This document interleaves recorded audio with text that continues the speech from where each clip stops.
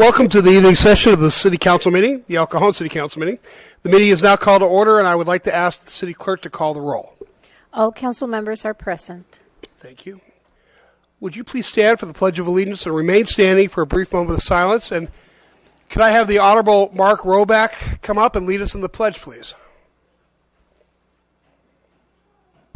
So here on behalf of the El Cajon Main Street Flag Committee, put your hand over your heart, ready, begin. I pledge allegiance to the flag of the United States of America and to the republic for which it stands, one nation, under God, indivisible, with liberty and justice for all.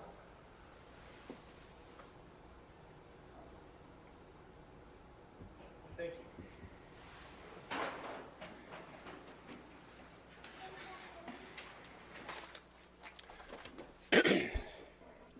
you. Okay.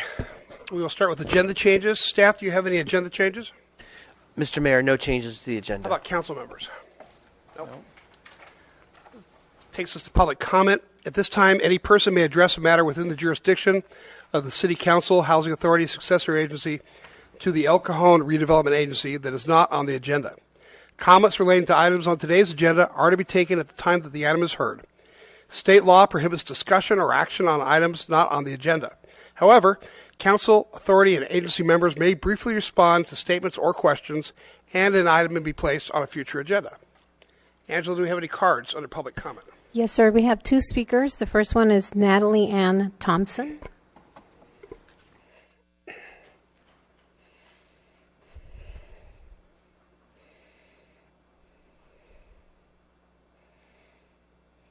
Hi, Natalie. Welcome. Good evening, Councilman. I would ask just a little bit extra time to speak because I do get short of breath. That's fine. Thank you, Your Honor. Or, sir, sorry. I'm used to speaking in court. My name is Natalie Thompson, and I have been a long-term resident of El Cajon for over 30 years. I have brought in all of my children except for one into this community. My children have married out of this community, and I have going on 7 children. I have invested over 75% to 80% of my education at both Grossmont and Cuyamaca College, where I graduated with an administration of justice degree, evidence technology, and I went on to Point Loma Nazarene for my bachelor's of science in nursing, and I've been practicing as a hospice nurse for 12 years. I have not lived I've lived within a 2-mile radius for these past 30 years, and so have my children. Unfortunately, none of my children can reside in El Cajon or Southern California anymore, and nor can I. I am now forced to move to Spring Valley, an address and a zip code that I have not been at since the entire time I moved down here, from the time I was 19 years old.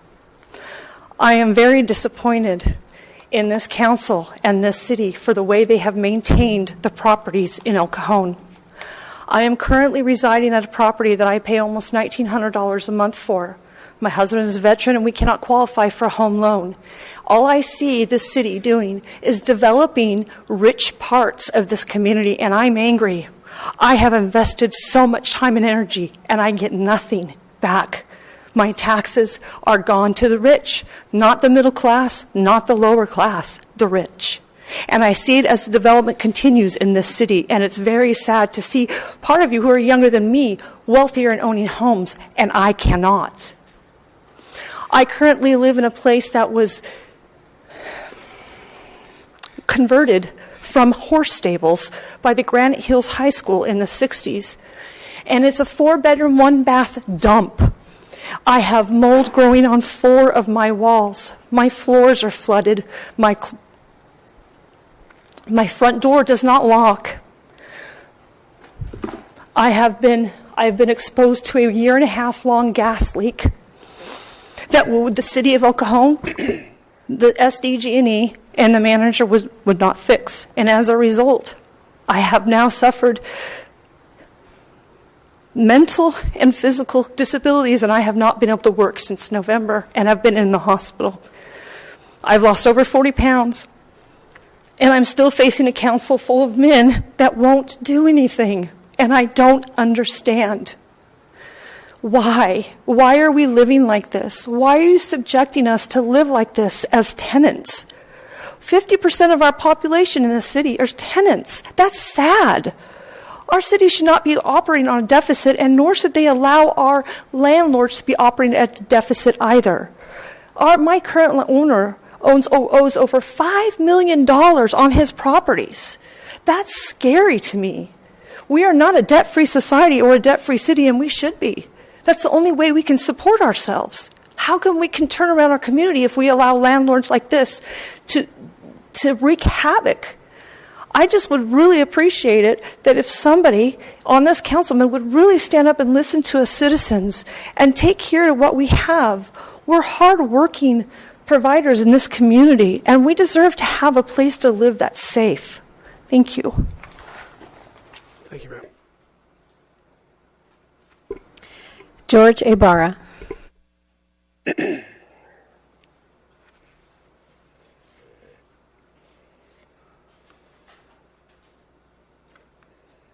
Hello, Mr. Ibarra. Welcome. Honorable Mayor, City Council, Happy New Year to y'all. I don't come to make any have any fights with you tonight. I come tonight to, as a token of appreciation, I want to thank you, Honorable Mayor and City Council, for the continued collaboration with CSA San Diego County Fair Housing. I also want to thank Laura, Elsie Wright, Joelle Henderson, and Jeff. This recognition from the outgoing Senator Anderson's office cannot come to be if it wasn't for your help and the city the city code enforcement. I had the pleasure of meeting Ms. Thompson today, and I assured her that we're going to assist her with her situation, with her issues. I just want to thank you on behalf of the team at CSA. My executive director, Estela de los Rios, is here tonight. We've tackled many challenges this past year. We do have a full-time fair housing attorney on staff. We are HUD certified, and we're giving it 100%, 120%. We're going to do that this year again. Even though we have a very limited budget that the City of El Cajon gives us, we're still going to try to squeeze it out, and hopefully you'll consider a little more next time around when the funding comes around. That's not why I'm here. I'm just here to appreciate you guys for the hard work in 2018, and I look forward to continued hard work on 2019. Okay, thank you very much. Thanks for coming, and thanks for helping. Thank you, sir. No more cards, sir. Okay.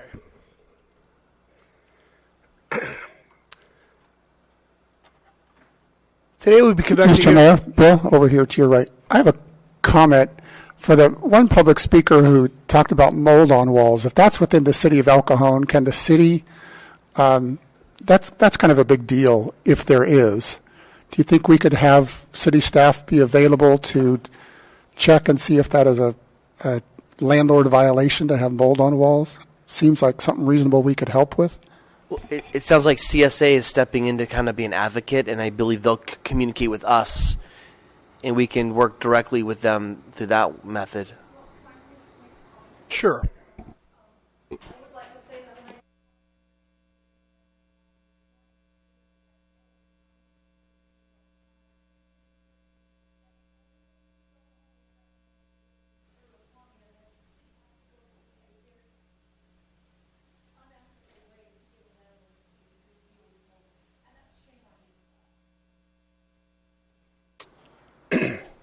Okay. Thanks. I'm sure you'll report back to us, sir.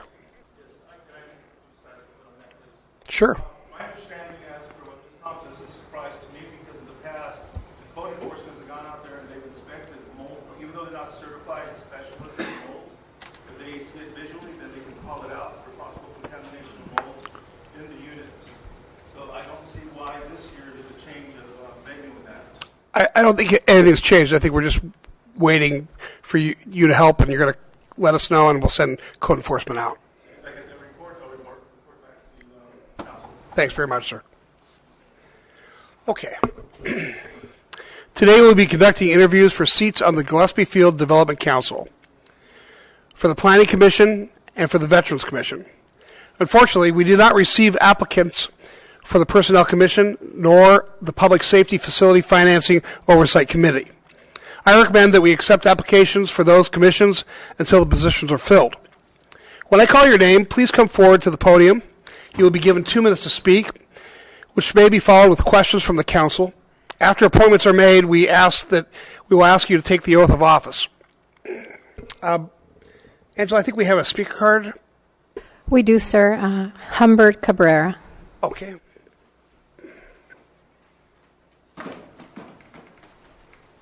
Hi, Humbert. Hello. Nice to see you. Good evening. I would like to just make a quick comment about Dwayne Bartow. And I know that a lot of you know that I've been working a lot with the commissions on the airport. And it's nice to see that this council and the county and the other cities have worked to get that Bradley Bridge expanded. And I think the future of the airport is at ours for the taking finally. And it's good, hard work that everybody's been done. And I think that Dwayne Bartow would be great to extend that and have that continued vision. That's all. Thanks, Humbert. Appreciate that. Do you have any other speakers? No, sir. All right, I'm going to continue. So we're going to start with the Gillespie Field Development Council. We have 2 seats to fill due to term expirations, as indicated in the agenda report. Okay. And who's our first applicant, Angela? First applicant is Dwayne Bartow. Hi, Dwayne. Come on up.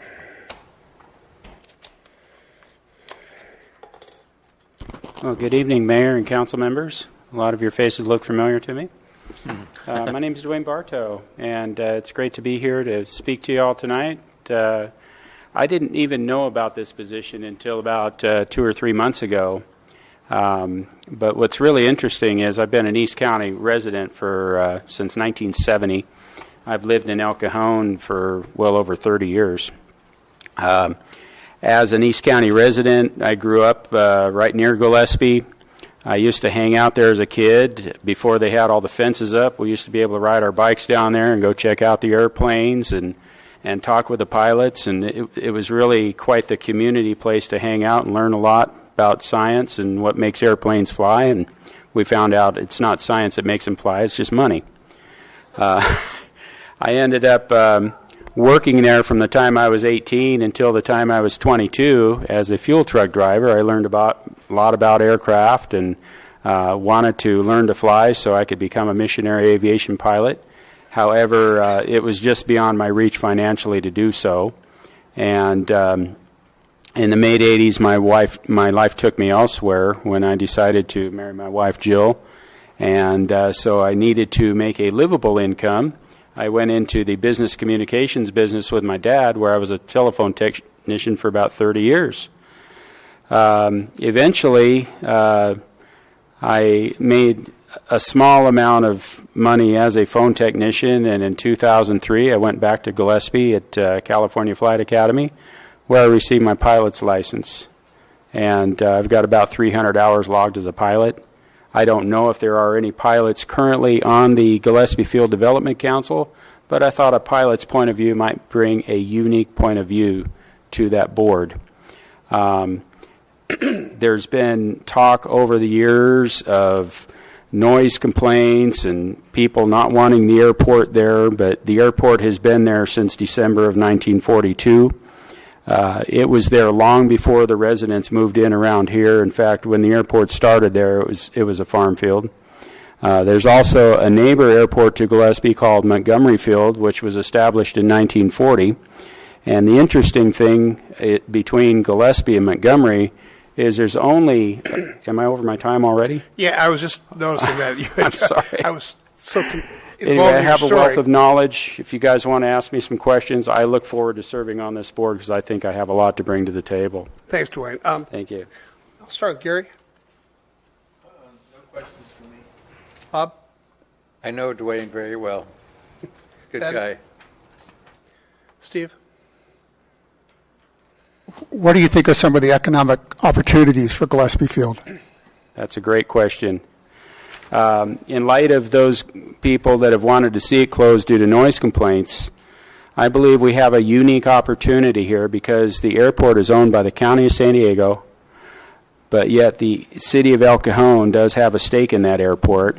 And I believe that there's both aviation business that can fly into this airport and bring their dollars to East County, as well as non-aviation related business that can share in revenue with the airport, with hotels, restaurants nearby, if we can develop that area. It would also be nice to see the airport have a new tower added with some LED lighting to save on the power and really bring long-distance travelers in. This airport is a backdoor entrance for executives that want to get in and out of the county with a low profile. And right now, Montgomery is taking 47% of the out-of-town traffic. Gillespie's taking 30%.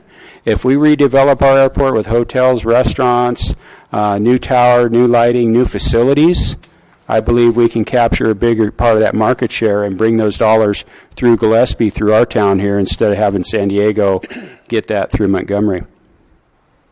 Thanks.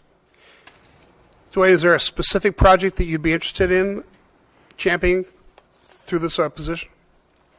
One of my pet peeves a few years ago was when the Cajon Speedway was closed down. I remember on Saturday nights we could hear the rumble of those engines across the valley, and it was really something to hear those GM and Ford cars revving up across the valley, and we didn't even have to be there. Sometimes you could smell the alcohol coming across the valley as well. It was just a family atmosphere. I'd like to find a way to bring the family atmosphere back to that airport, as well as a business atmosphere. Maybe that airport can help El Cajon actually become a destination where people want to visit and bring their families.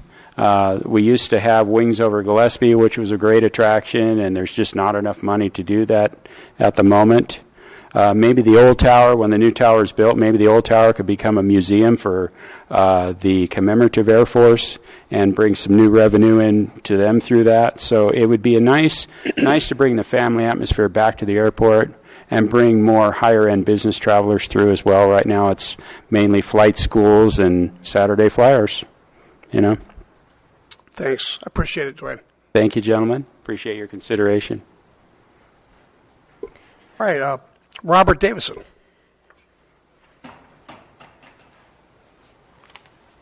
Hey, sir, how are you? Good evening, Mayor, council members, city staff. I'm Robert Davison, lived in the East County since 1958. I got my pilot's license at Gillespie in 1972. Been flying there ever since. I keep an aircraft there, own several hangars. I have a business next to the airport on Magnolia Avenue. I'm a contractor for telecommunications. I own several hangars, including the new Air World facility over there. Been involved with the council for 8 years now. Was council chairman last year, and I think that's about it. That's short and sweet. Let me see you some questions. Gary? No questions. Bob? No question. Ben? Steve? I'll ask the same question. What do you think the economic opportunities are for Gillespie Field? Opportunity for Gillespie Field is really good. There is, as Montgomery has more noise complaint problems and it's a shorter runway, Gillespie is taking a larger and larger share every year. Gillespie has the most takeoff and landings of any airport in San Diego County. It has the most aircraft based at it as any airport in San Diego County, which means you have property taxes on all the aircraft, fuel tax. It's a great stimulus for the county. A lot of businesses are supported through that, like Taylor Guitar has a jet they keep there. There's more and more flight schools and corporate aircraft coming to Gillespie every year. Circle Air has been a really expansion over there at the airport. They're finishing off their new jet center there, which is going to attract a lot of business. Gillespie's a lot different than most airports. It's more like a family. It's easy. It's easy to get in and out of. The trolley's right there. You have 52. You have 67, 8. It's much easier for transportation than most of the other airports in San Diego for private and corporate aircraft. So there's a lot of opportunity, and the airport is growing. With the 70 acres, is going to make a major improvement. the 70 acres according to FAA grant, and they're the ones been giving the grants to the airport. That 70 acres dedicated strictly for aviation use, can't be used for anything else. That's why the racetrack was eventually taken away and all the other things taken away. But they're going to start the stormwater system this year. They got enough money from the FAA to do that, and hopefully next year we'll get enough money from the FAA to actually start grading on the first half of those 70 acres. Ben? Thank you for your time on the. I see you're an incumbent, Mr. Davison. So I have a question that could be either really short or really long. Are you familiar with? Because I attended a lot of the Pilots Association meetings and things like that there, and I was invited numerous times to different hangars. We may have run into each other before. Are you familiar with the circular runway? I think it's being used now in some parts of Europe, but the idea being is with respect to noise with the residents, as I'm sure you're aware over there, in Fletcher Hills, or just in general, even in Santee area. The idea being that if it's a circle, that a plane could take off from any angle on that circle and land at any angle. I'm just curious as to, A, if you're familiar with it. If you're not, then... I've seen it. It's usually at much larger airports like, for airlines. There's not the land there to do that. Infrastructure would be out of this world to reconfigure the whole airport. And the land and the mountains and everything in El Cajon, it really wouldn't be practical there. Most of the complaints are from Fletcher Hills Group, and they have raised the pattern altitude on 27 left by 300 feet. That seems to have really driven down a lot of the complaints. So at the last board meeting, I'm really trying to remember, I think there was 37 complaints, and I think 35 of those came from one household in Fletcher Hills, and I think there was 39 or 41 complaints in Lakeside, and I think all but one came from one household. Yeah, I did do the I guess I was going to say ride along, but I guess fly along. I went up, and did the routes, both routes. Yeah. So and I do appreciate both points of view very much. They don't fly over my house, so. Yeah, and the airport's done a lot of improvements with the flight schools and everything, and they're the primarily ones that are just continuously going around. Most aircraft come in, land, and take off and depart the pattern. It's just a few, mostly the flight schools use the 27 left that create most of the noise. But they have asked them to go all the way out there to Cuyamaca with their climb and then get to pattern altitude as soon as possible. So they can pull back the throttle on the RPMs of the engine. So when they do go over Fletcher Hills, it is 300 foot higher. And it is quite a bit less noise because they have throttled back. And that seems to help a lot. And the way aircraft are evolving and everything, especially with a lot of the new electric aircraft that are really on the drawing boards and a few being tested right now, I think the whole thing for flight school is really going to make a change in the future because they've got 3 companies right now that are looking at electric aircraft for primary flight trainers. And that's going to be the difference between night and day. I appreciate your expertise. Thank you. All right. Mr. Davison, you've been on the board for a little while now. What are you most proud of, the work you've done there? With the board? Yeah. It's a great board. There's a lot of experience. We have 2 members who have been on it for forever, and they bring a wealth of information. They're both, one's a pilot. They're both involved at Gillespie.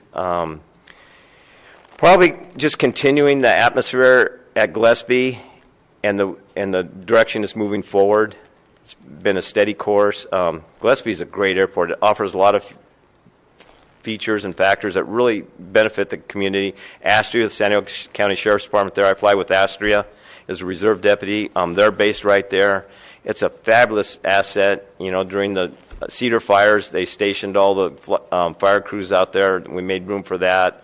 It is part of your East County disaster plan, Gillespie Field, so it brings a lot to the community. Mr. Davison, thank you very much. You're welcome. We appreciate it. Thank you. And then David Johnson. Hi, Mr. Johnson. Welcome. Welcome. I'll start out with these 2 gentlemen sure impressed me. I'm not a pilot. I've never been a pilot. I worked in the Navy, in aviation for 4 years. And I was just aware of this position not that long ago because I worked with Mike Ray, who's on the council now. I worked with him at the county for 25 years. And I worked for the assessor's office, was a division chief, and I supervised the El Cajon and Chula Vista offices at the same time.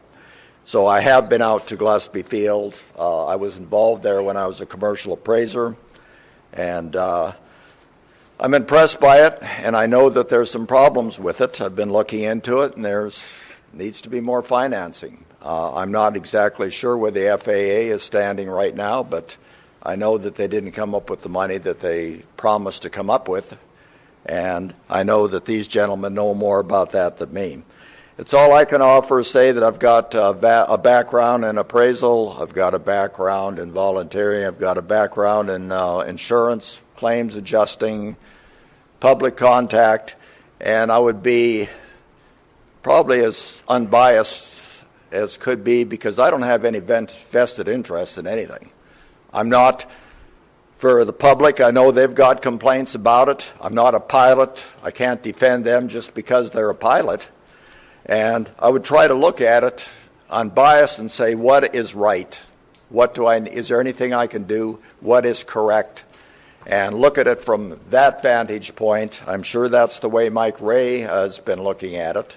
And I know that it would take a little time to get up to speed. But it's all I could promise to do is the best job possible, do as much research as possible, and be as fair as possible. And that's all I could do. So thank you for your time. Oh, questions? There's probably some questions. Gary? No questions. Bob? No. Ben? Well, thank you for your service, first off.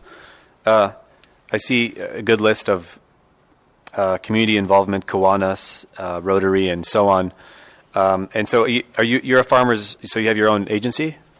No, sir. I'm retired. I see. I'm retired from the county, so that gives me time. Thank you. Okay, thank you. What kind of economic opportunities do you see for Gillespie Field? Well, I think if they can come up with the financing, there's a lot of opportunities there. The main thing is that you just have to develop those 70 acres over there. And you need to build some industrial buildings because I was over there before when I worked with the county, and most of the income is off leases. And you need buildings, and you need leases, and you need a stable income to come in there. And right now, I can't tell you where the money is going to come from to finish development. I'm sure these gentlemen know more about that than I do. But I think it's mainly a money issue to get, once it would be built out, I think it's a difference of night or day. It's going to make a huge difference there. So I think you need, like they're looking at right now, looking at funding sources to come in. I know that you have people coming in from overseas even and taking pilot training there.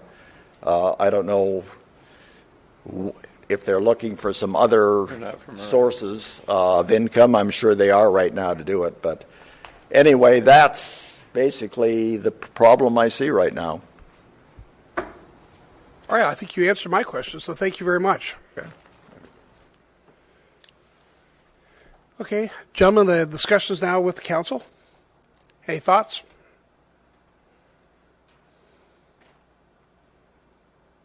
No? Well, all good applicants. Oh, Bob? I have two. I think the two, as was stated earlier, that have the most experience are probably the better candidates. I like David Johnson as a person, but he doesn't have the experience of airplanes and everything. But there's other commissions that he could serve on, like the Personnel Commission and something else we had tonight that they haven't filled the positions yet. And maybe he would be interested in serving on one of those, and that would be a good spot for him. Well, I think we should start off by having somebody nominate an applicant that you'd like to see voted on. Well, I would like to nominate Robert Davidson. He has the most experience. I'll second that. All right. Any discussion? No. Moved and seconded. Please vote. Motion carries by unanimous vote. Okay, Bob, go ahead. Second, I would nominate Dwayne Bartow. He has airport and plane experience and things like that, and I think that's invaluable to be on this commission. Any other discussion or a second? Well, I'll second that. Okay. Moved and seconded. Please vote.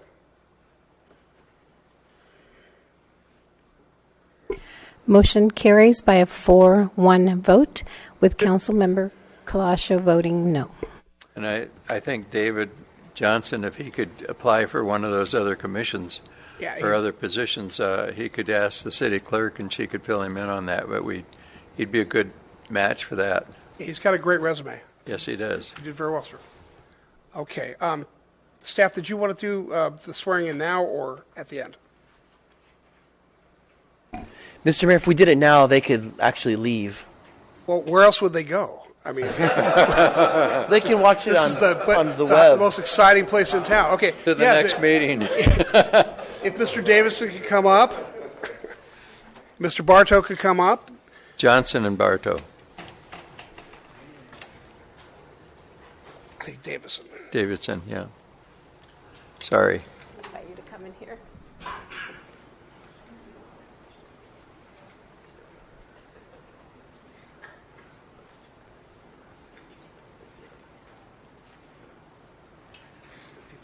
Thank you. Test. If I can have you raise your right hand, please, and repeat after me. I, and state your full names, I, Robert Davison, I, Dwayne Bartow, do solemnly swear do solemnly swear that I will support and defend I will support and defend the Constitution of the United States the Constitution of the United States, and the Constitution of the State of We just don't have the Constitution of the State of California, against all enemies, against all enemies, foreign and domestic, that I will bear true faith and allegiance I will bear true faith and to allegiance the Constitution of the United States to the Constitution of the United States and the Constitution of the State of California, and the Constitution of the State of California. that I take this obligation freely I take this obligation freely without any mental reservation without any mental reservation or purpose of evasion, or purpose of evasion, and that I will well and faithfully and I will well and faithfully discharge the duties upon which I am about to enter. Congratulations, sir.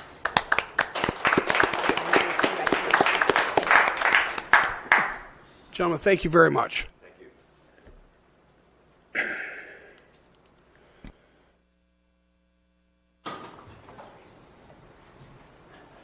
I wonder if that's a paid position, Gary.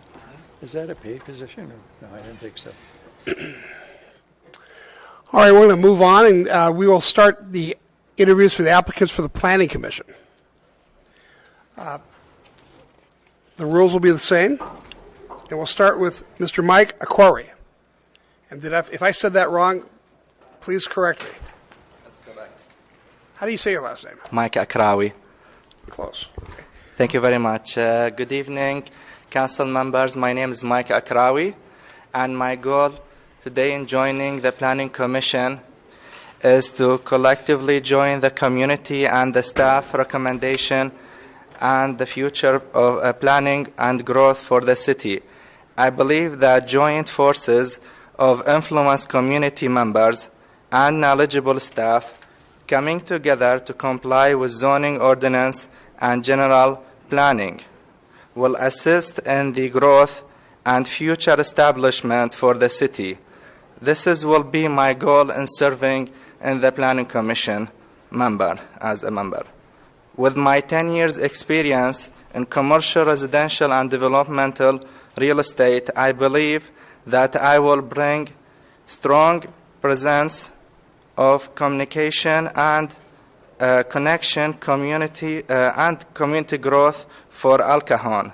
I have helped establish over 10 successful businesses in the city of Al Cajon, and I helped more than 150 families as first-time home buyers that they bought houses in El Cajon. My plan is to provide my experience as knowledge to the city with the hopes of accomplishing future successful projects aimed toward growth and city development. Thank you for your time and consideration. Thank you, sir. Let's see if there's some questions for you, Gary. No questions. Bob? No questions. Ben? Thank you, Mike, for your time. Although it isn't, a disqualifier if you don't own your own business, but I in this position, I always like it when people own their own business, and I know you do. And I know that in a short period of time, I want you to kind of talk about, you speak 2 languages or 3 or something. Yeah, 3 languages. I think talk about how that puts you in a better position, owning different businesses, being, I guess, in the same generation as I am, Y or X generation, and then also being successful as you have been, both in real estate and through the slew of other accomplishments. But kind of tell us about how you're trilingual, how that's going to help, and being a small business owner or a large business owner. I see here how that's going to help you and basically. Either through giving you an edge, but how that's going to help you in this position. Thank you for your question. Sure, that will help me because I speak Arabic, Chaldean, English. That will help me to communicate to the community who live in El Cajon. If they have any concern or projects or plans, maybe can help them to improve their properties that they own, or maybe they are not educated enough in regard how to, be up to the codes and, how to be with the city coordinates and zoning.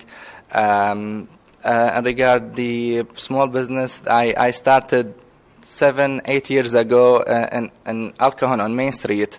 Main and Valentine or Avocado. I used to have an office, small office, San Diego Homes Realty, and then we grow that team, and now we have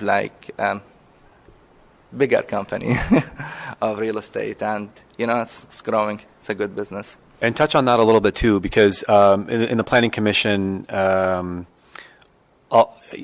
Being a realtor, both commercial and residential. I know you do residential. You do commercial as well too. How that also helps in that position because you're going to know the topography and all this stuff. But I'll let you explain it. How that gives you, I guess, an edge over someone who doesn't. Yes, as a CBI certified broker. We studied all the zoning codes and all the commercial zoning types and what you can do with those lots or those projects. I sold all type of zoning, commercial lots, name it, R15, R1, and C36, and residential lots and commercial lots. Currently, I'm building a project of 6 units. We have the building approval, so I'm not only as a business owner, I'm as well as a developer, so I'm familiar with all the setbacks and codes and how to develop the empty lots. Thank you, Mr. Akrawi. Thank you.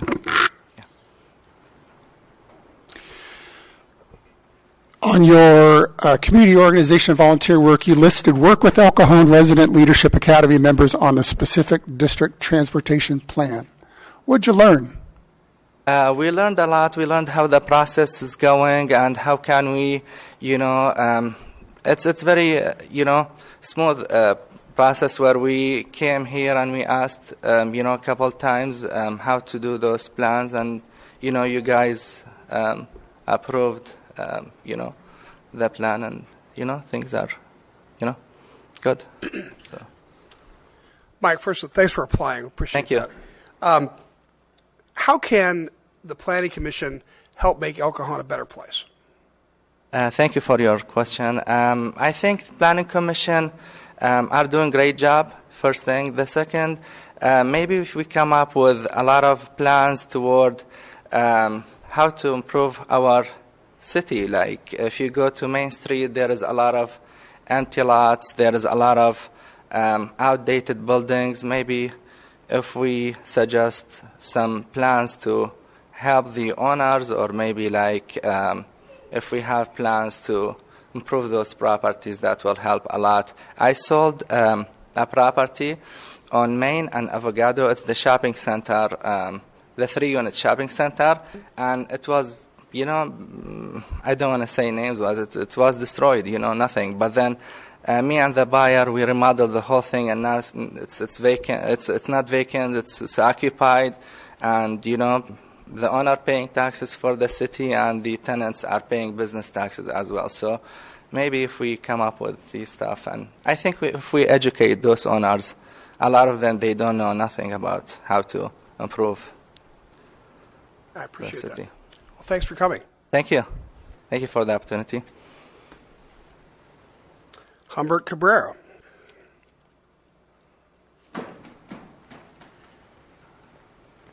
Hi, Humbert. Welcome. Welcome. Let's see.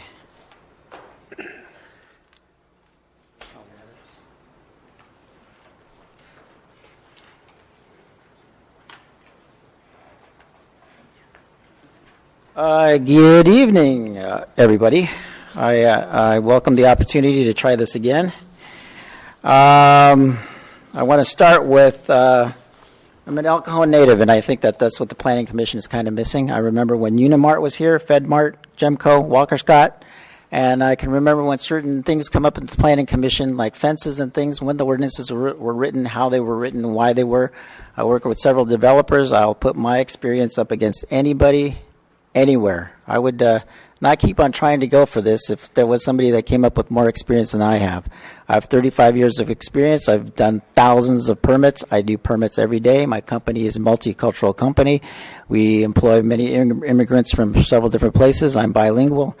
And we do planning, zoning, building. We actually, the realtors come to us, the engineers come to us, the Title 24 specialists come to us, the civil engineers come to us when they need an answer. And we coordinate with the city very well. I have several awards that I've been given, and I have several letters of recommendation. You just got another letter of recommendation. I want you to take a look at the content. Maybe you don't agree with the person's politics or not their politics, but I want you to look at their content. I have the most important letter of recommendation actually came from the former assistant city manager of the city of El Cajon. He is now the assistant city manager of the city of Dallas, Texas. He has actually recommended me for this position because I worked with him closely on several things with the Planning Commission and also with the Building Department. Andrew Hayes, who works for Joel Anderson's and Brian Jones's office. Frank Bongiovanni. Gail Rammer, who works with Randy Vopel's office. Somebody from LAPA, somebody from CASA, somebody from Joel Anderson, and U.S. Congressman Duncan Hunter. Thank you. You have some questions. Hold on. Bob?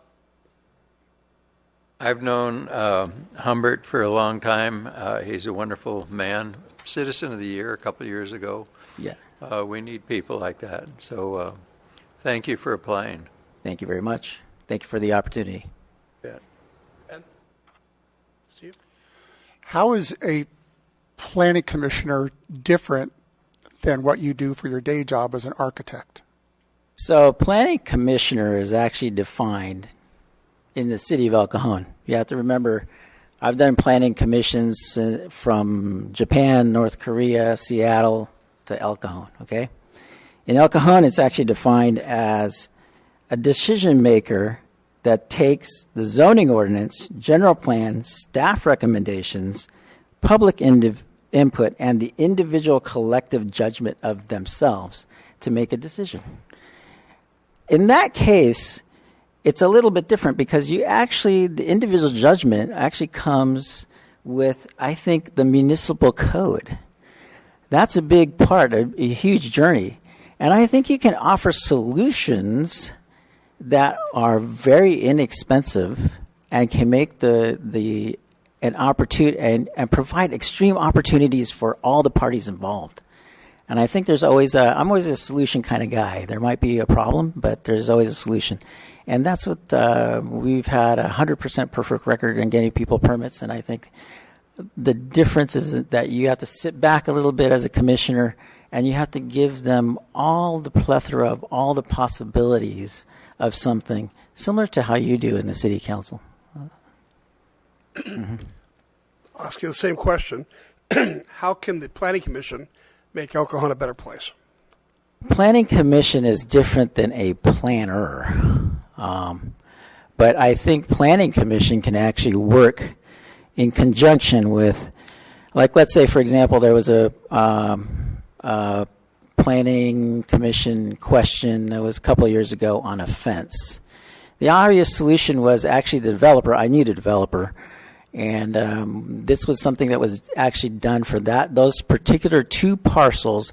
There was 2 front yard setbacks and an interior side yard setback. And there was a complaint between the two parties, the neighbor and that person. And it was obvious that they were just using the planning board and the planning commission as their punching bag. Oh, I'm going to get you for this ordinance. I'm going to get you for that ordinance. I'm going to get you for this ordinance. And I've gone in front of several different city councils, and there's 1,500 new regulations every 2.5 years. I can literally go to any one of you council people's members and the mayor's house, and before I even walk through the door, I can find 3 or 4 ordinances that you're breaking. And that's not the role, honestly, I think, of the Planning Commission. You could come back and say, you know, with my experience, I know that you can put a 3-foot high fence and then a 3-foot high of foliage there because this is in the ordinance. And so I still get my 6-foot barrier. And those are the types of things, the knowledge and the experience, I think, that can create a bridge where these neighbors are not fighting with each other and using the Planning Commission as their punching bag. And if you want to get really specific, I think you really need to take a look at the parking standards, the height requirements, the zone RM 6000 and RM 2200. I think that 20 foot is too low, and I think that you actually end up with a lot of stubby-looking buildings, very unartistic. And I think you have to, instead of making it a requirement where you have to go through a special planning amendment in order to get or a CUP in order to get the height requirements changed, I think that should just be part of the standard. I also think that you also have to take a look at how you're calculating your FAR. I have to, especially on multi-use apartment buildings and stuff like that, if the paving should be included in FAR or not. Also, I think you guys have to take a look at your pervious and impervious content. Other cities are allowing pervious and impervious content even if you have certain types of absorbent pavement and these kinds of things. I think you also have to take a look at your disabled parking, which is 17-185-110. If you take a look at that, you should probably be counting. Other cities allow you to count the ADA parking spaces as one of the spaces that's required instead of just an off-street parking space. I think that you also have to take a look at your required walls, 17-103.180. The required walls between a residential area and a residential area should not have to be an 8 or 10 foot high CMU wall. That's very cost prohibitive for people to actually be able to improve El Cajon without being feared of having to go get a permit or having to go in front of a planning commission just to improve their house or do something. Very thorough. Thank you very much, Hubbard. All right, thank you. Oh, and I'd like to have my name at least considered for a vote. That's the one thing I ask. Thank you. Okay. Paul Serco.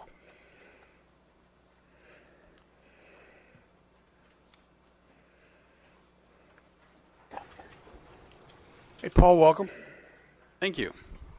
Good evening. My name is Paul Serco. I have had the pleasure of serving on the Planning Commission for about 9 years now, and this is my 3rd time coming for reappointment. It has been my pleasure to serve and to see the planning ordinances evolve. I've been blessed to be part of the shaping of the zoning ordinance. My biggest 2 accomplishments I consider to be successes are changing the laws on backyard chickens, allowing for backyard poultry, and helping shape the housing ordinance. As we move forward, and the state of California gives us the numbers of what we need to be able to provide housing for, instead of pushing us towards the apartments and high-rises in downtown, we've been able to come up with some inventive solutions and create single-family residences and more opportunities for that in El Cajon, and keep El Cajon a neighborhood rather than a big city. As a father of 4 children who are growing up in my backyard and in the front yard, I want them to be comfortable in the city of El Cajon. I want them to live in El Cajon, not just in our driveway and then off we go somewhere else, but to know the neighborhood parks, to see their neighbors and friends, and to be safe in our communities. And if you elect me again or appoint me again, I would be happy to continue that process. Ask a few questions. No? Bob? No. Ed? Steve? What, you can't force a developer to build in El Cajon, Absolutely not. but what do you think you can do to make it attractive to developers to want to build in El Cajon? Well, one of the things that I think we've done very well, we created the mixed-use overlay zone, where we allow developers to look at commercial, residential barriers, and we take those barriers away. And regional commercial isn't part of that consideration, but neighborhood commercial is, where you can have on Main Street, any one of these businesses can look at the zoning ordinance and go, you know, I like having this walkable retail store on the first floor, but I want to do something more with my business. They can redevelop and put housing on top, and we've allowed for that. Creating opportunities rather than trying to force standards on businesses and developers, I think, is the best route to increase business. So what can the Planning Commission do to make the lives of El Cajons better? Well, one thing that we have done already is we've downgraded a lot of our permits. Where they used to have to come before the Planning Commission to get a CUP, now we have administrative permits where they can come to the counter and get their permit issued right there. We've taken out a lot of the costs involved in developing in El Cajon, and we're trying to make sure that we do so in such a manner that if a business that brings their business to El Cajon wants to get developing quickly, they can, and we still have the ability as the Planning Commission and as the City Council to review those decisions that have been made by the administration and say, there's something about this one that doesn't sit right. Let's talk about that and rework it. All right, thank you. I appreciate you coming. My pleasure. And I appreciate your time on the commission. Mm-hmm. Edward Martinez.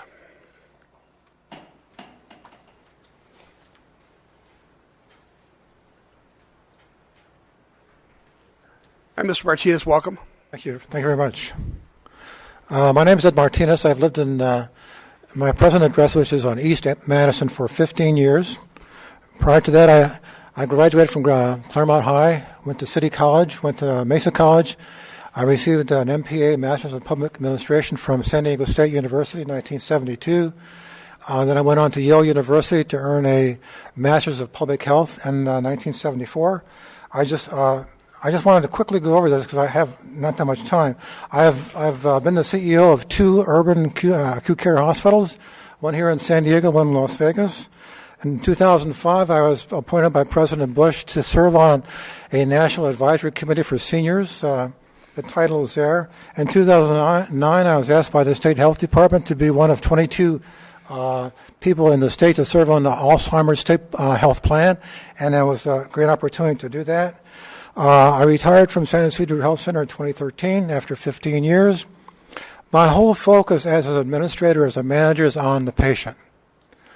If I was able to serve on the Planning Commission, my orientation would be towards, as yours is, on the individual resident, the person that owns a home or rents here. There was a question about how could the Planning Commission do its job so that the governing council would approve of it. Well, the city has values, core values, ethics, and I think a commission such as the Planning Commission should reflect the values and the core of the core government, because the Planning Commission is an agent of the City Council, and you don't want them doing things that You want your commissions to serve the people as you serve them, with respect, transparency, and accountability. My areas of interest are civic engagement, public administration, public participation, accessibility, and affordability of not just services in general, health services, city services, all public health services. There's an opportunity, and the question was asked, my wife asked, why do I want to serve? I want to give back to my community, and two, I want to learn and participate in the decision-making of the Planning Commission, which is working with the City Council to make El Cajon a great city. El Cajon is a great city. I've raised my children here. It's a wonderful city. There's a lot of opportunities, but as every city, you have a lot of challenges. And there's not an easy way to make a decision between X and Y. You really have to look at the general plan, the policies and procedures of the city management, and some decisions will have to be made by the City Council. But you follow the facts, you make the decision based on your policies and your general plan, and it's not an easy thing to do. And thank you for the opportunity. Thank you, sir. Let me see some questions. No? Thank you, Mr. Martinez. It certainly is an impressive resume. I almost feel like if you got it, I'd have to pay you more because all these qualifications that you have here and job titles you've held. But I have a bias towards, and I'm not saying you're not business oriented, but I do have a bias towards people coming from a business background, owning their own business, and sort of like a proven track record with that when it comes to the Planning Commission. So I see here a whole host of prior experiences in the medical field and in public administration, and while that is here in my book, I don't. I guess I don't see, or maybe you can help me. How does that help you become the best planning commission, keeping in mind my own personal bias of having somebody who is business friendly and business oriented? Right. I said it's an exciting opportunity because the literature documents that the integration of urban planning and public health planning are coming together. In the early 1900s, they were split apart into silos. Many of the things that you plan for in this city affect the health of the community. Transportation, housing for sure, the accessibility to healthy foods, a park. These are all these are called socio-determinants of health. And many professionals that work in the health profession now, they can't really make an influence on the municipal cities that they work with because they're not in that silo. So there is integration going on. There's best practices. In my submittal, I listed 3 resources that are best practices in other communities that have demonstrated that public health and urban planning, city planning, they benefit each other. That was a really good answer. And if you don't end up getting it today, you should run for a Grossmont Healthcare District. I'll vote for you. Thank you. Mr. Martinez. Yes. How are you doing? Good. Good. Property rights. There are people who own property, or developers could be of empty property, or landowners of developed property, and they have property rights, things to do with what they want to do on their property. And then you have the community, which has the character of a neighborhood or a street. How do you balance those two? It's a very difficult process. The city council runs in that all the time. You make decisions based on the good of the public, and it's a hard decision to make. But you can't overlook or step on someone's rights. If it's a right, it's a right. But some cities have the right of eminent domain, and they go through a process, and if the process is as it's written out to be and it's legal, then you could proceed. If the council, the governance body, feels that, because you're always trying to develop trust with your community, you might win on the piece of property and lose the trust of the community. So it's not like a trade-off. So these decisions have to be based on case by case.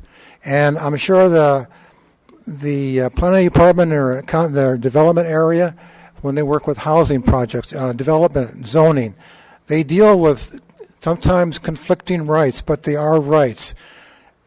And I know that every city government, every commission every staff member. The effectiveness of their performance is based on the trust of the public.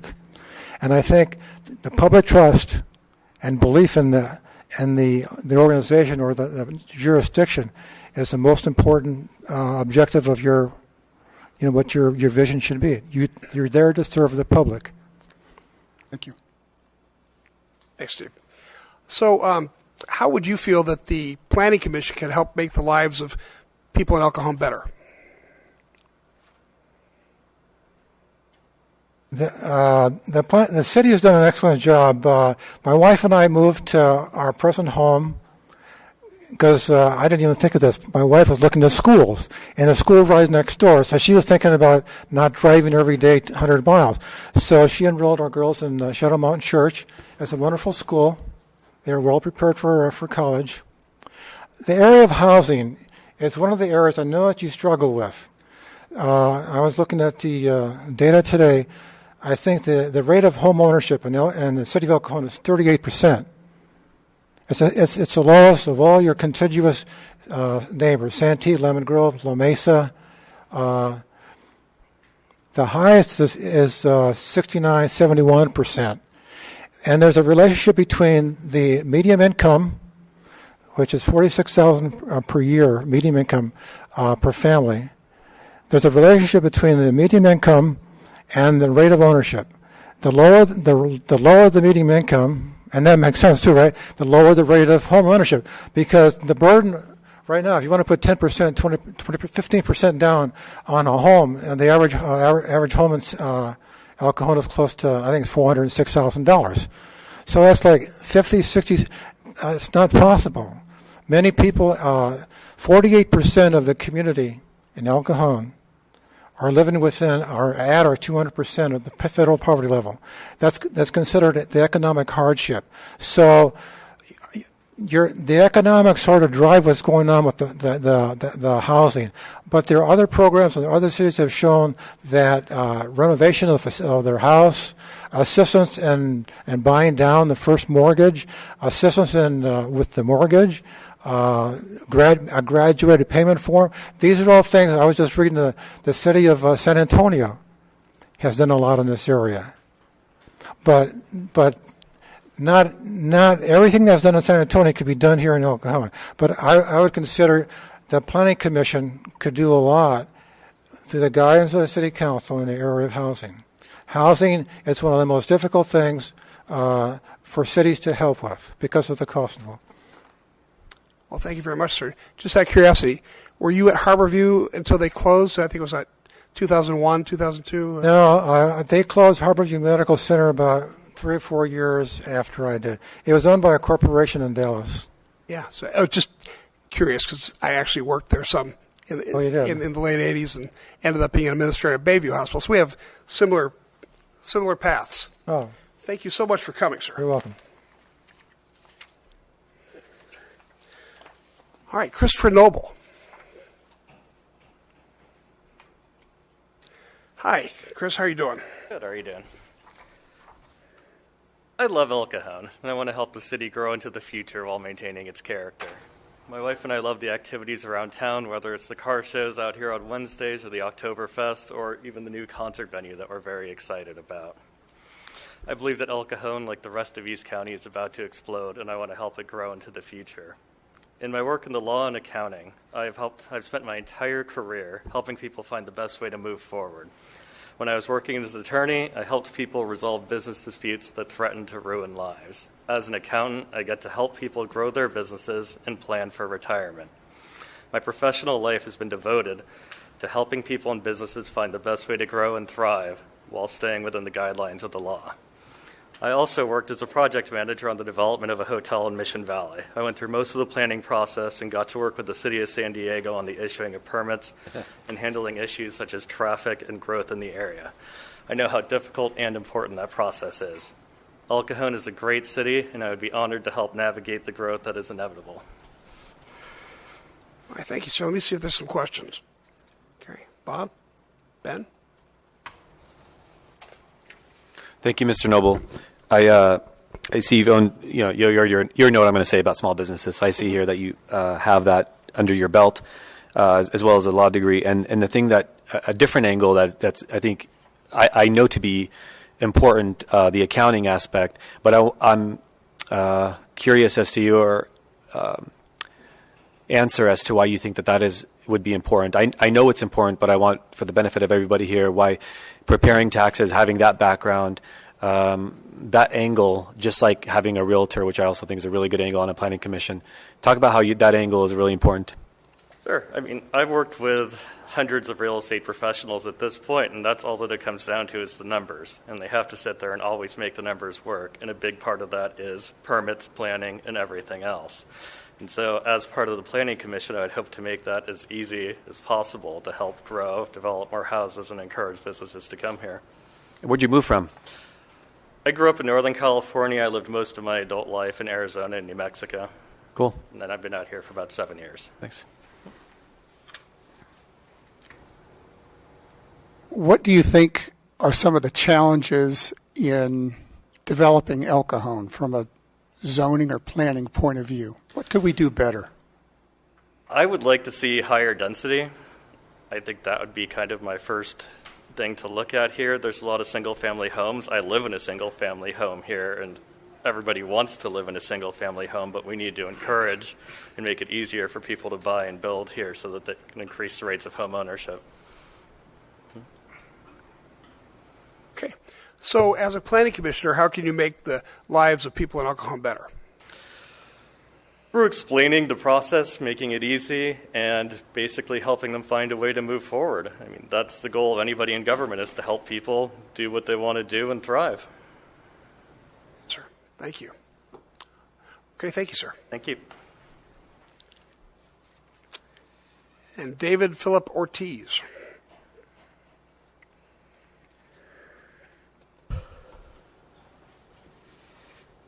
Hey, Phil, welcome. Thank you very much. Before I start, well, you can start the timer. I just want to make a note that it's awesome that everyone is volunteering their time here. I think everyone in here has put in countless hours to the city of El Cajon, and just want to make a note and thank you for improving our city. It's various organizations are represented, and it's truly an honor to be in a room with selfless people. But thank you for the opportunity to speak. My name's Phil Ortiz. I'm a resident of El Cajon, East County resident my entire life, and I attended SDSU, received my bachelor's degree in criminal justice administration. A lot of that was studying public administration. I received my master's degree in organizational management, emphasizing in public administration. I am a small business owner here in El Cajon. Since 2015, I've been I'm my business owner. I started with my wife, Rachel, over there. And we deal with Title 24. And I'm glad I didn't have to go after Mr. Humbert Cabrera, because I work with him, and he is an excellent individual, former El Cajon Citizen of the Year. But I work with him with consulting for Title 24 Energy Code here in California. I'm also part of the El Cajon Cleanup Group. It's a group that my friend Kathy Pillman and we were one of the founding members. We go around the city of El Cajon cleaning up trash. So we walk the streets and we see all the different neighborhoods. I'm also part of the Forester Creek Committee. The San Diego River Park Foundation is looking to do a project through grant money in the city of El Cajon. And so they solicited advice from the residents of El Cajon. And I sat on that and gave some advice. They're still just in the planning phases, but they have a lot of great ideas coming from the community. I'm a current board member of the East County Chamber of Commerce. So all that to say, deeply involved with my community. I want to see El Cajon grow and grow smart. Been studying public administration for a good part of my academic career. And I want to help. I want to help El Cajon. I've volunteered my entire life in certain capacities, and I think this is another way to help El Cajon grow. I represent millennials, so it's a different perspective. Thank you. You got a lot to say. Your time's up, but time's up. We'll get the rest of it in questions. That's fine. Yeah. Gary?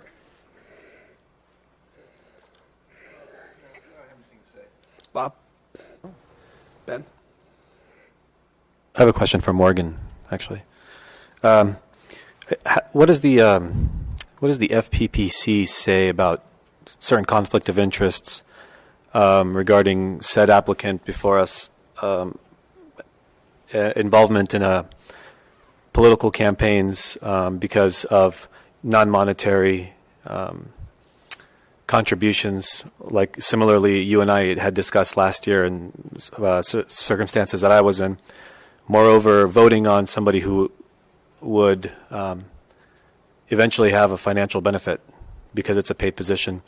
When I looked over the FPPC and I talked to an attorney about it, they said that it's gray, but maybe you can help expand on that. Well, I guess I'm not quite sure what the question involves. If it's because an applicant for this position has donated or given money to a campaign, and whether that's a conflict, or to a candidate, if that's a conflict. That, and not even money. It could be non-monetary. It could be their time through volunteerism or whatever is involved in a campaign. Well, it's not a conflict of interest to address or make a decision about a source of income, assuming an applicant is a source of income as a political campaign. Those political campaign contributions are not considered sources of income under the FPPC, under the Political Reform Act. That answers your question. No. So my question, I guess, specifically would be if this gentleman had helped with a candidate's campaign, whether it be through non-monetary means, through volunteerism, putting up signs, making phone calls, what have you, that has a non-monetary value. It has a value that you can assign to it. And so if that is the case, then the candidate who was receiving the help should be or ought to be disqualified due to potential financial gain that the candidate would then receive should they be appointed to the position. Well, again, the contribution to a political campaign, whether it's monetary or non-monetary, has a value, but it is not disqualifying to a public official. In other words, if a gentleman came, somebody who gave a political campaign contribution to you or provided services to you without compensation, so it's in-kind contribution, came before the city council to seek a variance for their property, you would not be disqualified for that because it has to do with political campaigns as opposed to giving you money for services rendered by you or giving you a gift or something of that nature. Political campaign contributions do not create a disqualification under the Political Reform Act. Okay, and so for the benefit, I guess, of everybody here, the gentleman that's before us has volunteered in a couple of people, well, specifically Bill and Gary's campaign. So for that, I believe they should not vote on that. And so I just want to make it clear for everybody in case the vote goes which way. Thank you. Steve. Actually, a couple questions that raise a thing. Sure. You are a small business owner in El Cajon, so you get income from people in El Cajon in your business, right? Correct. How extensive is that? Because that could be a source of frequent disqualification of those people that come before the council. So what would be your response to how much you would think you might have to disqualify yourself based on? A lot of our projects that we work on, I think we've worked on 2 projects in El Cajon since 2015. So rare. I don't see that being a large issue with needing to recuse myself during a vote. Okay. So that's kind of the procedural question. Now I have a planning question. Sure. Not a lot, of the property that is left in El Cajon that's vacant, much of it is infill property in the middle of a block, something like that. And so sometimes, as a planning commissioner, you might be faced with a project where they want to develop many units on one block. How much is too much? That's a great question, and I think the way I would address that is soliciting advice, or I should say opinions from the surrounding community, from the neighbors, from the developers. I mean, there's examples of this going all over San Diego County right now, and bringing both parties to the negotiating table and coming up with a compromise to determine, is this going to be overbearing for the community? Obviously, we need to build more housing. So I think once you bring the two parties together, understand both needs, obviously it's a case-by-case basis, but how much is too much? I'd have to see the plans and the impact and the reports to make a determination for that. Yeah. Okay. Before I ask you, go ahead, Bob. On the disqualification question, when I first got on the council, we had customers all over East County, and they used to go through our customer list every week, and I'd have maybe a couple disqualifications on the number of issues that I would be able to vote on. So it's not uncommon, but I probably set the bar as far as the most. In fact, it was studied up in Sacramento, and the City Attorney Association had been talking about it, and we worked through it, and it worked very well, and I'm still on the council. No violations. Awesome. No violations. Never got sued. Before we vote, the question about me being disqualified from voting because you worked on my campaign, which you did. I just want to point out that Nathan Cornett back there worked back on my campaign. Paul Circo worked on my campaign. Jill Bartow worked on my campaign. Dwayne Bartow worked on my campaign. Humbert Cabrera has been helpful in my campaign. Steve Goebel, Bob McClellan, Gary Kendrick. That's just the people I see here tonight. It's a lot of people get involved in a small town. And, sometimes people take sides and sometimes people don't like that. But it shouldn't mean we stop and disqualify things. So I take exception to that comment. My question to you is, how can a planning commissioner make the citizens of El Cajon's lives better? Yeah, I think what I already stated with Mr. Goebel's, Councilman Goebel's answer is going out and asking the community, what is the city doing well? What could they be doing differently? I know on my street, I live in Washington. One idea is coming up with a plan to maybe create 2 driveways for those homeowners that live on Washington. Some of the speed limits are 45 miles per hour. People go 50 miles an hour. That's freeway speed, and backing out of one driveway into people coming 45 miles an hour is dangerous. So that's a practical thing. I think that what the city's doing to renovate ECPAC is fantastic. I think the conversions from apartments to condos, you guys have been doing an excellent job with that. So El Cajon's going through a lot of development, a lot of change. I think it's moving in the right direction. And going out into the community, I think, is what I'm already doing, and I'd serve as an asset for that. So, yeah. Thanks very much, Phil. Appreciate it. And I believe our last applicant is Edgar Moscosko. That's for the Veterans Commission. Oh, we're at Veterans. Yeah, Thanks, we're Bob. done with planning. We're done. Commission. Okay, we're done. So that brings it back to City Council for discussion and nominations. Anybody? Here? I'll nominate Phil Ortiz. Second. Any discussion?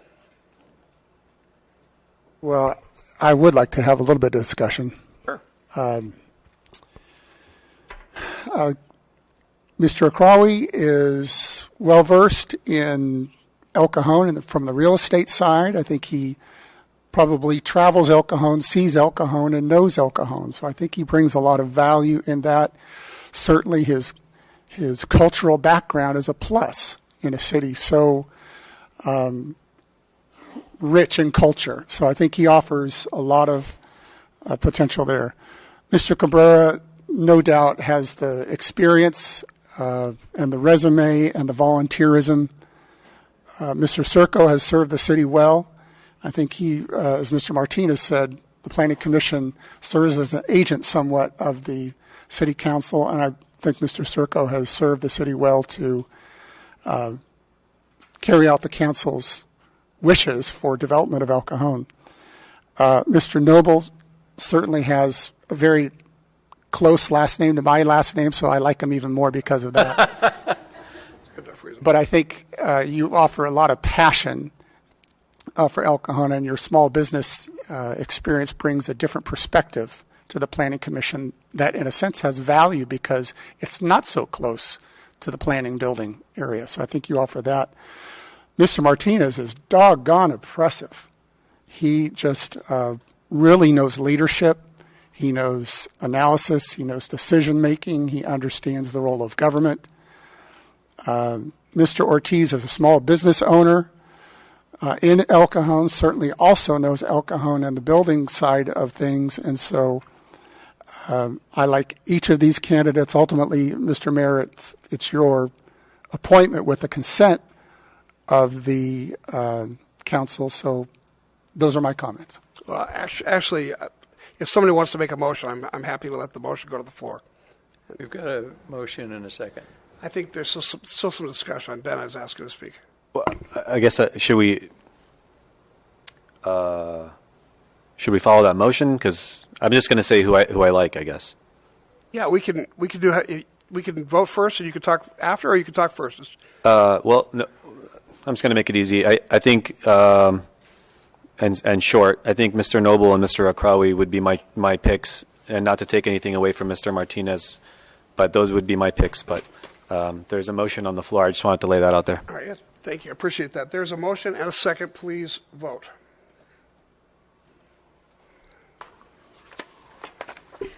Motion carries by a 4-1 vote with Councilmember Kalasha voting no. Somebody like to make a second motion? I'd move for Humbert Cabrera.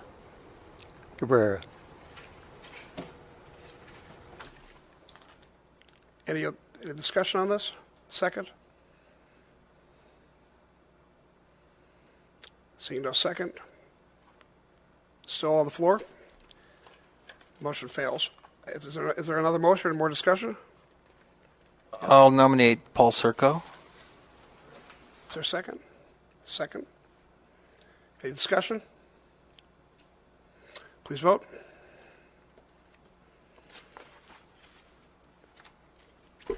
Motion carries by a 4-1 vote with Councilmember Kalasha voting no.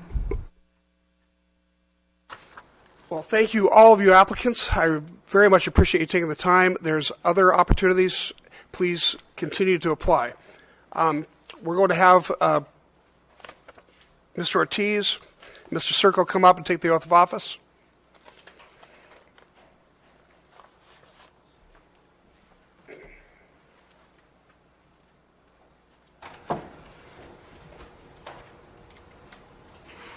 You know, it's probably good because knowledge of this position.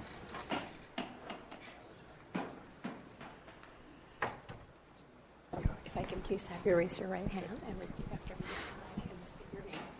I, Phil Ortiz, I, Paul Serco, Do solemnly swear do solemnly swear that I will support and defend that I will support and defend the Constitution of the United States the Constitution of the United States and the Constitution of the State of California and the Constitution of the State of California against all enemies, foreign and domestic, that I will bear true faith and allegiance that I will bear true faith and allegiance to to the Constitution of the United States and the Constitution of the State of California, that I take this obligation freely that I take this obligation freely without any mental reservation without any mental reservation or purpose of evasion, or purpose of evasion, and that I will well and faithfully discharge the duties upon which I'm about to enter. Congratulations.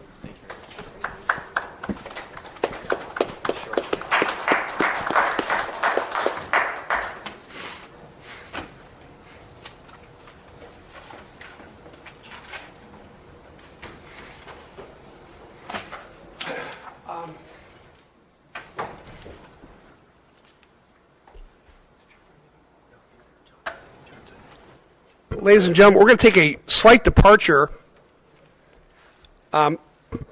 City Manager, I believe we have a a position open that nobody applied for. Can you explain to us what that is?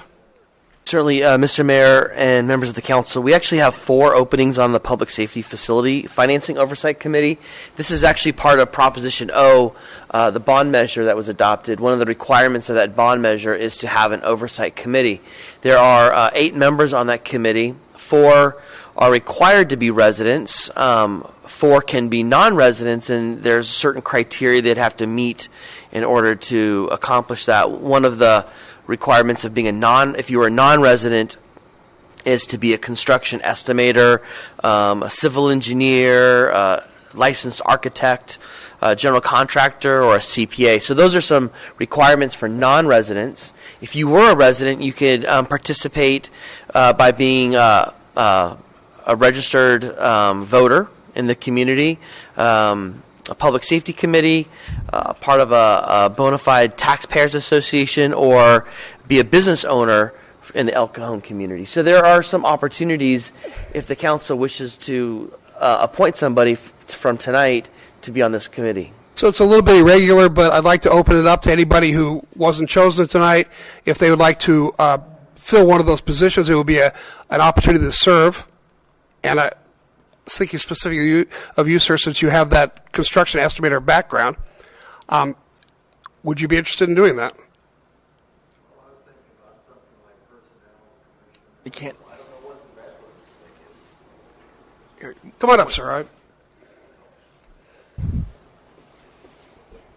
Let me talk for Mr. Johnson, our previous representative on the Bond Oversight Committee was Mr. David C. DeBaca, who had extensive experience in construction estimating. He was also a member of the assessor's office. And we may want to tell them how many times a year they meet. They meet at least 2 times a year. That committee's actually wrapping up. There's probably only 1 or 2 more meetings. They're the ones that consider expenditures related to Proposition O, the public safety oversight or over bond for public facilities. So they approve a budget, or they recommend a budget to the city council, and they approve any expenditures. So if you're interested in doing it, sir, we could vote on you tonight. If not, we could you could think about it. We could vote at another time. Well, I think I could do something like that. I'd be interested in it, but you're saying that it's wrapping up now and it's pretty much done for the year? Or? Well, we still need somebody to serve, so we're going to have to find somebody who with some qualifications to do it. Yeah, I guess I could do that. I wasn't really planning on this. So. Well, then I'd like to nominate Mr. Johnson for the position. Second. Does anybody have any discussion? Please vote. Okay, thanks, Mr. Johnson. If you could come up and receive the oath of office, I'd appreciate that. And that motion carries by unanimous vote. Oh, yeah, see, I got ahead of you. Mr. Johnson, you got a job you didn't even apply for. That's pretty good.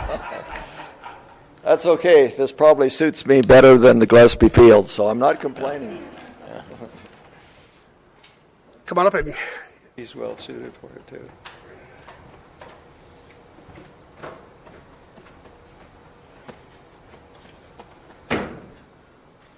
Thank you, Mr. Johnson. If I can please have you raise your right hand, and repeat after me. I, David Johnson, do solemnly swear that I will support and defend the Constitution of the United States and the Constitution of the State of California against all enemies, foreign and domestic, that I'll bear true faith and allegiance to the Constitution of the United States and the Constitution of the State of California, that I take this obligation freely without any mental reservation or purpose of evasion, that I will well and faithfully discharge the duties upon which I'm about to enter.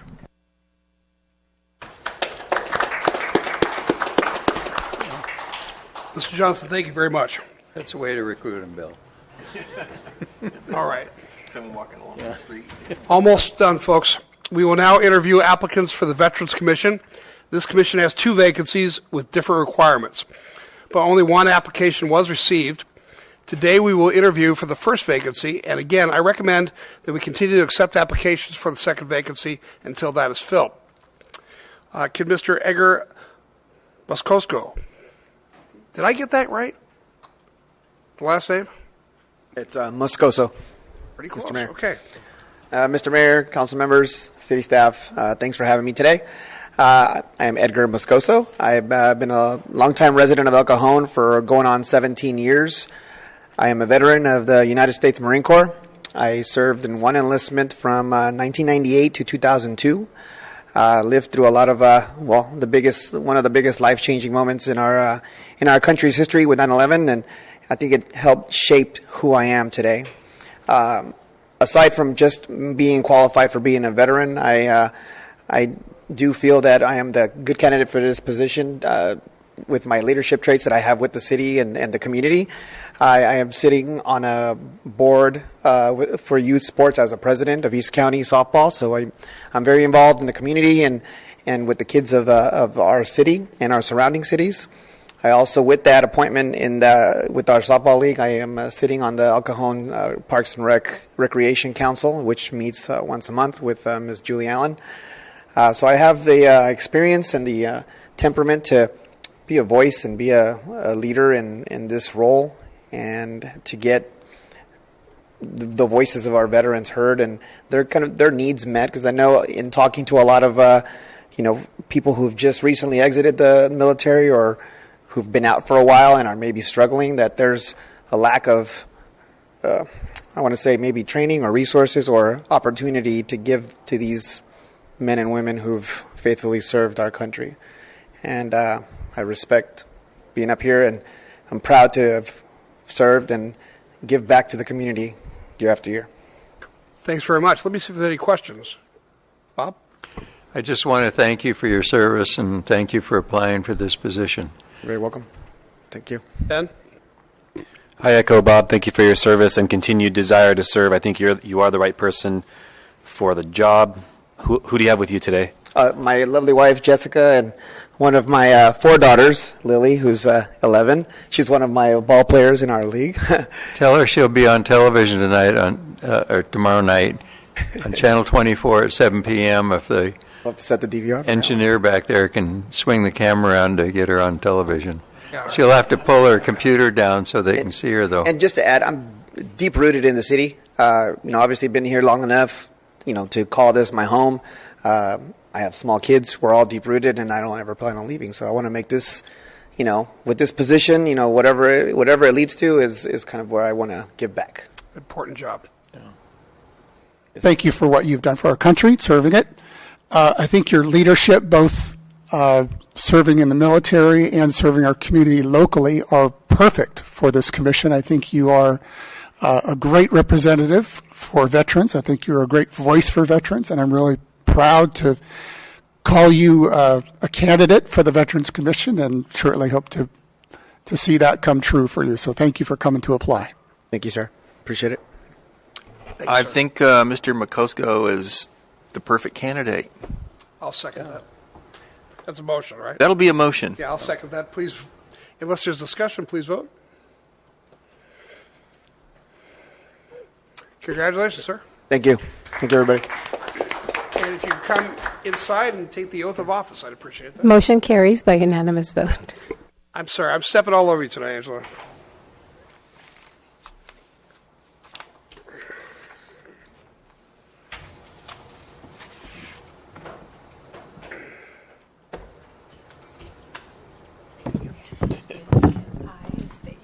I, Edgar Moscoso, do solemnly swear that I will support and defend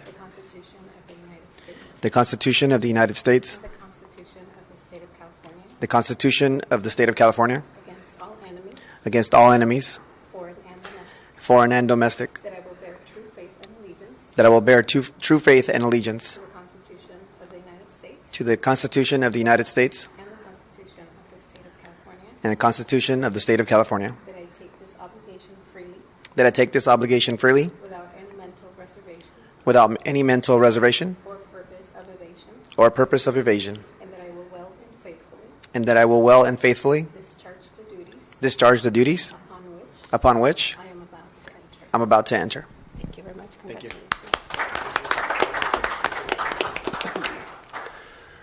All right, ladies and gentlemen, this brings us to the adjournment, the adjourned regular joint meeting of the El Cajon City Council, El Cajon Housing Authority, successor agency to the El Cajon Redevelopment Agency, held this 22nd day of January 2019, is adjourned until Tuesday, February 12th, 2019 at 3 o'clock p.m. Thank you all very much.